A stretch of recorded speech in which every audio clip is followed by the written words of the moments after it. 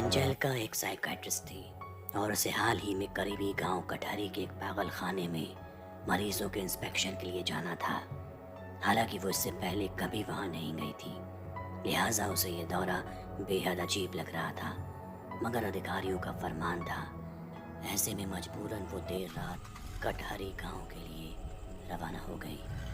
रास्ता बेहद सुनसान था और चारों तरफ तन्हाई का आलम। कार ड्राइव करते हुए एंजेलिका बस उस गांव के नज़ारों को देख रही थी। तभी अचानक रास्ते के बीचों बीच एक शख्स नजर आया। एंजेलिका ने कस के ब्रेक मारा, गाड़ी घसीटती हुई पहियों के साथ रुक गई। वो शख्स दौड़ते हुए एंजेलिका की कार के करीब पहुंचा और उससे अपना परिचय दिया। भीम साहब, मैं राजू कटहरी गांव के पागल खाने में ही काम करता हूँ, आपको लेने आया हूँ। ठीक है, चलो, कहाँ चलना है? एंजेलिका ने जवाब दिया। वहां से करीब 300 मीटर की दूरी पर ही पागल खाना था। देर रात एंजेलिका और राजू पागल खाने पर पहुंच गए। अंदर दाखिल होते ही एंजेलिका बड़ा खौफ महसूस करने लगी थी।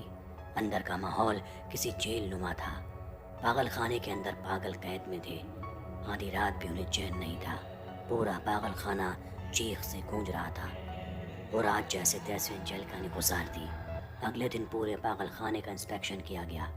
इंफ्रास्ट्रक्चर सहित बाकी चीजें बिल्कुल ठीक थी, मगर मरीजों का बर्ताव बहुत अजीब था।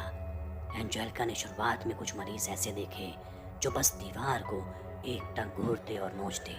कुछ मरीज आपस में लड़ रहे थे, लेकिन पागल खाने के नीचे एक तहखाना था, वहां भी कुछ मरीजों को कैद किया गया था। जब एंजेलिका ने वहां जाने की इच्छा जाहिर की तो पागल खाने के बाकी स्टाफ ने उसे इनकार कर दिया। कहा वहां कुछ भी नहीं है। मगर अब तक एंजेलिका को शक हो चुका था। वो अपनी जिद पर अड़ी रही और मजबूरन स्टाफ से दरवाज़ा खुलवाया गया और अंदर उतरते ही उसके सामने जो मंजर आया वो हैरान कर देने वाला था।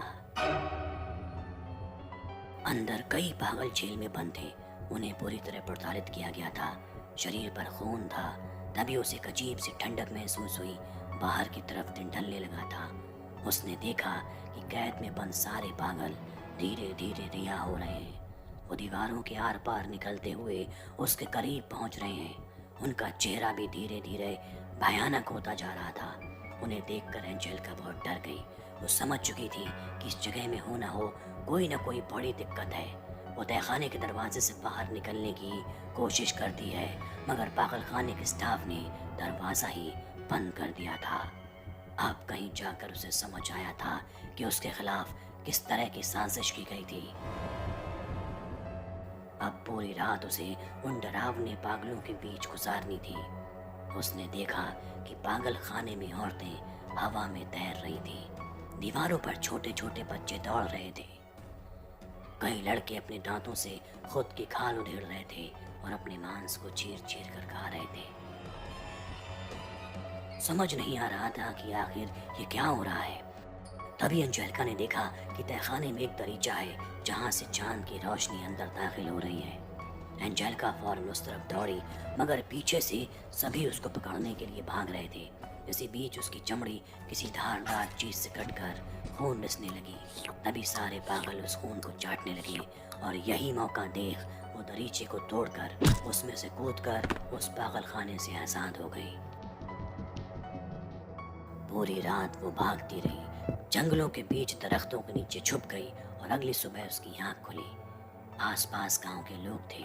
उन्होंने एंजेलिका को अपने ऑफिस पहुंचाया, जहां उसने अधिकारियों से बीती रात हुए उस वाकये को साझा किया। अधिकारियों ने बताया कि दरअसल वो पागल खाना कई साल पहले आग में जलकर खाक हो चुका है, जिसमें कई मरीजों की मौत हो गई थी। लेकिन जिस पागल खाने के इंस्पेक्शन के लिए तुम्हें जाना था वो तो यहाँ से काफी दूर है।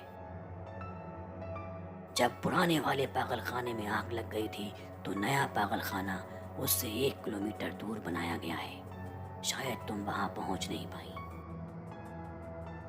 एंजेलिका सब समझ चुकी थी कि रात में जो राजू नाम का शख्स आया था वो पुराने पागल खाने का कर्मचारी था।